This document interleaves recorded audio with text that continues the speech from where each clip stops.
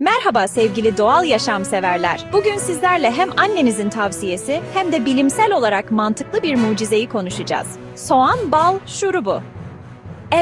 Evet. O kokar dediğimiz soğan aslında boğazımıza şifa dağıtıyor. Soğan antibakteriyel bir savaşçıdır. Bal ise boğazınızı yumuşatır. Birlikte öksürüğü hafifletir ve balgamın çözülmesine yardımcı olur. Malzemelerimiz çok basit. 1 adet orta boy soğan, 2-3 yemek kaşığı doğal bal. Soğanı soyun ve ince ince doğrayın. Cam bir kavanoza bir sıra soğan, üzerine bir miktar bal şeklinde dizin. Kapağını kapatıp 6-12 saat bekletin. Gece yap, sabah hazır. Günde 2-3 kez 1 tatlı kaşığı kadar içebilirsiniz. Buzdolabında 2-3 gün saklayabilirsiniz. Dikkat! 1 yaş altı bebeklere bal yasak. 1 haftadan uzun süren öksürük, yüksek ateş varsa doktora başvurun.